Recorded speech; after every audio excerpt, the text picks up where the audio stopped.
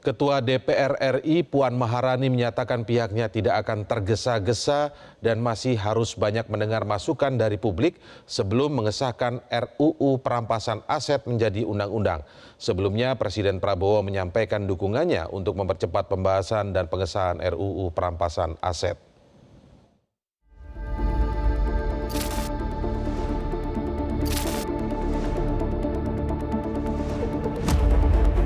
Komisi 3 DPR RI memastikan akan membahas rancangan undang-undang atau RUU Perampasan Aset dalam waktu dekat. Namun pembahasan belit untuk merampas harta para koruptor itu masih menunggu tuntasnya agenda revisi Kitab Undang-Undang Hukum Acara Pidana atau KUHAP pada akhir tahun 2025 mendatang. Ketua DPR RI Puan Maharani menambahkan, selain DPR masih membahas RUU KUHAP, pihaknya juga tak mau ada kesan tergesa-gesa dalam pembahasan RUU Perampasan Aset. Parlemen masih akan menerima banyak masukan dari berbagai elemen masyarakat.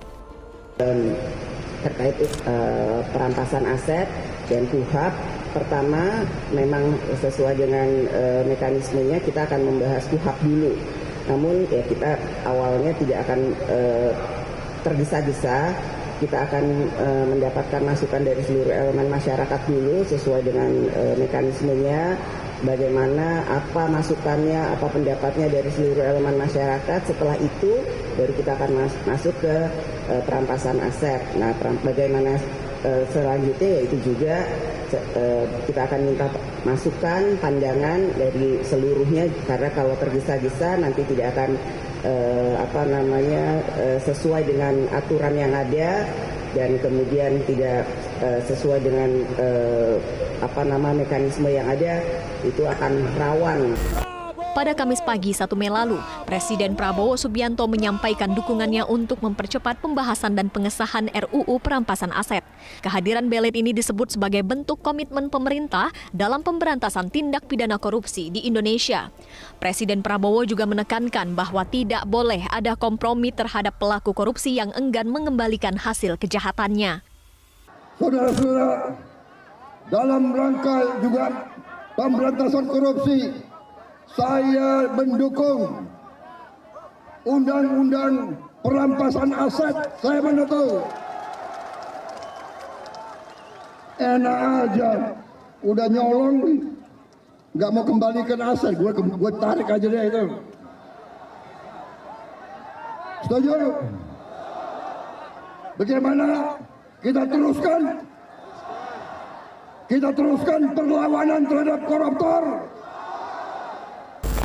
Seperti diketahui, pada 2008 lalu, Pusat Pelaporan dan Analisis Transaksi Keuangan atau PPATK telah menginisiasi penyusunan RUU Perampasan Aset. Selanjutnya, pada tahun 2010, draft RUU Perampasan Aset sudah dibahas antar kementerian untuk diserahkan ke DPR.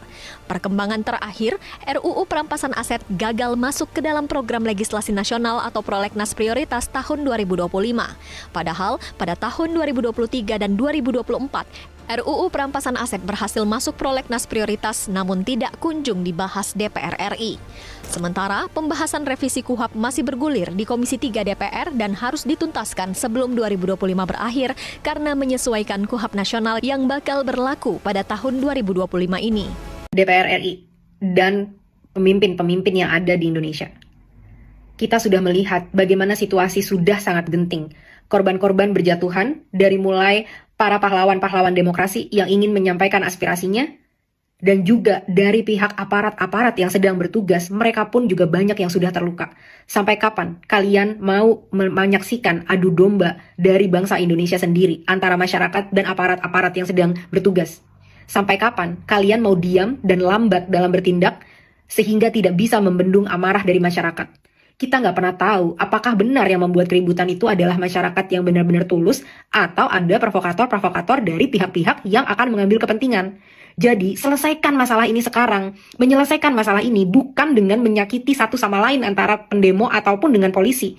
Menyelesaikan masalah ini adalah kita butuh kepastian sampai mana kalian sudah menjalankan progres-progres yang kita tuntut. Segera sahkan RUU Perampasan Aset. Segera pecat para karyawan yang sudah menghina rakyat. Aku sudah melihat memang ada beberapa permintaan maaf yang udah muncul dari karyawan-karyawan ini. Bagus kalau memang mereka minta maaf. Bagus kalau mereka memang menyadari apa yang mereka lakukan.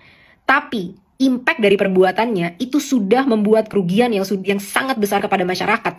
Sakit hati dari masyarakat, kekecewaan yang luar biasa dari masyarakat. Kalau mereka masih punya malu, mereka akan mundur dengan sendirinya. Tapi karena mereka tidak punya malu, kita mau mereka dipecat segera.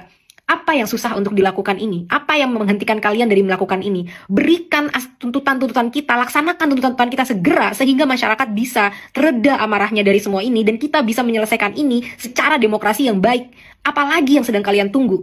Kita nggak butuh lagi ada pidato-pidato yang menyatakan kami mendengar aspirasi dari masyarakat.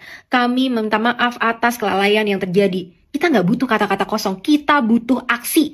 Laksanakan segera 12 aspirasi yang udah kita tuntut dari kalian. Segera, sebelum situasinya semakin genting, sebelum lebih banyak korban yang berceceran. Setiap darah yang keluar itu ada di tanggung jawab kalian. Karena kalian tidak bergerak cepat, karena kalian tidak segera memberikan apa-apa yang sudah disuarakan oleh bangsa Indonesia. Laksanakan sekarang.